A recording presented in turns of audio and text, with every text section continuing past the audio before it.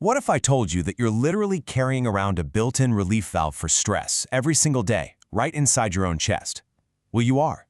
In this explainer, we're going to explore the incredible concept of using our own natural breathing patterns to completely reset our nervous system. We're pulling directly from Thomas Alethea's comprehensive guide, 12 Steps to a Good Life. And by the end of our time together today, you're going to have a fast-acting physiological reset button right at your fingertips. But first, we need to look at the reality of why we actually need this in the first place. Henry David Thoreau once wrote that the mass of men lead lives of quiet desperation. Alethea uses this perfectly to introduce what he calls the perennial struggle. Think about your own daily life for a second. Most of us sense this underlying dissatisfaction, right? A constant low-level anxiety or tension that just kind of persists no matter what we achieve. And it's important to realize this isn't a flaw. It's a deeply human experience. It's the tension between our desires and our fears, between the demands of the world and our own limits. And we carry this heavy, invisible weight everywhere we go. Okay, let's dive right into this. Why does this psychological tension physically wreck us? Well, Alethea points out that pain and stress are often a violent clash between our expectations and reality. When we resist our circumstances, we don't just feel it abstractly in our minds. Our bodies react as if we are under a literal physical attack. So that abstract feeling of quiet desperation rapidly triggers very real, very severe physiological responses. Think of your nervous system as a two-sided coin.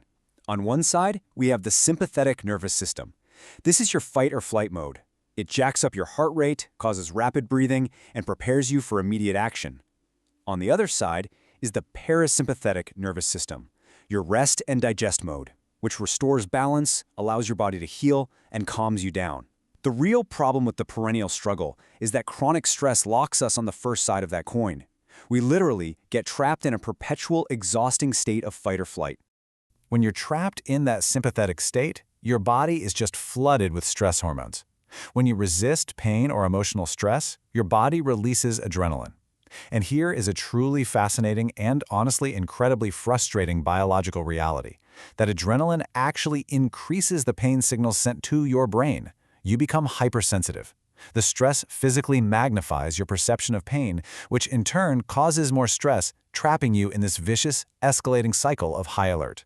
Because of this continuous adrenaline loop, unmanaged stress creates a devastating cascade of physical consequences.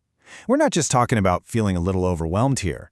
We are talking about severe muscle tension, chronic digestive problems, a compromised immune system that leaves you constantly open to illness, and a brain that simply cannot concentrate. This is the heavy toll of the perennial struggle when we don't actively manage it. We desperately need a way to break this cycle. Which brings us to a profound insight from our source material. Breath is the bridge between being and non-being. It is the edge of will and inevitability. Let's just pause for a second and really absorb that. You share breath with every living thing since the dawn of life. You cannot control the vast, chaotic universe around you, but you absolutely can control this bridge.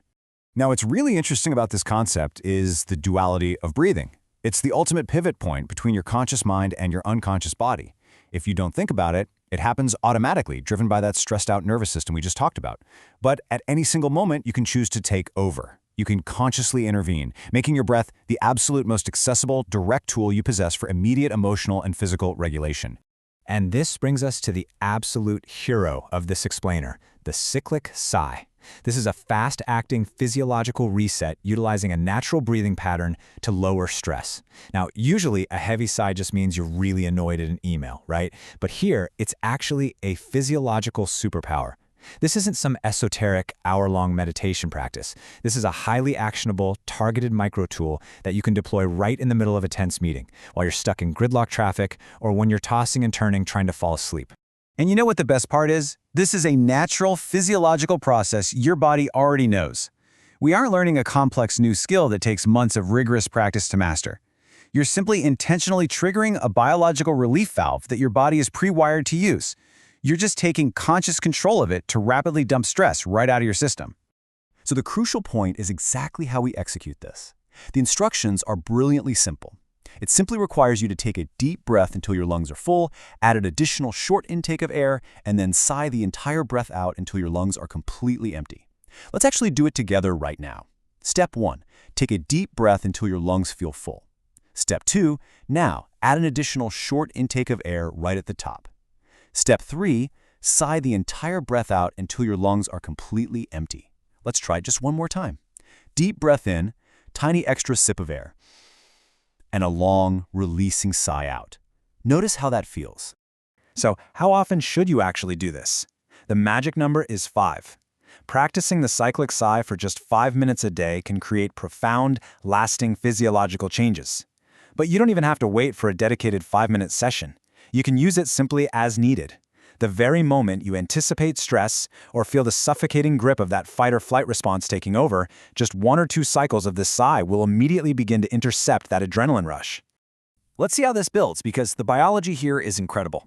When you perform that long sigh outward, you are literally flipping a biological switch. You're activating the vagus nerve, which promptly releases acetylcholine to drastically slow your heart rate. You are forcing your body to transition out of the sympathetic fight or flight state and directly into the parasympathetic rest and digest state. You're chemically demanding that your body calm down. And the benefits of intentionally forcing this switch, they are massive.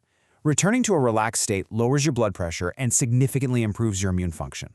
Remember earlier how we learned that stress actually magnifies pain? Well, this relaxed state naturally reduces your experience of physical pain.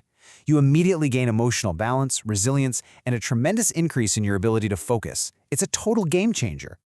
But Alethea's text actually takes us even deeper here, moving from the purely physiological reality to a beautiful philosophical macro view. He suggests that using our breath to calm our bodies actually brings us back to our sacred center. This is a core part of yourself deep within that remains entirely untouched by your daily anxieties, your past regrets, or the heavy expectations of others. It's a warm, protected place of unshakable calm that you can access absolutely anywhere, simply by returning to your breath. So the next time you feel the weight of that perennial struggle, the next time that quiet desperation starts to trigger your fight or flight response, you have a distinct choice to make. You now know the biology and you possess the tool. Will you let the automatic unconscious stress response take over? Or will you take control of the bridge, use the cyclic sigh, and consciously bring yourself back to calm? The choice and the breath is yours.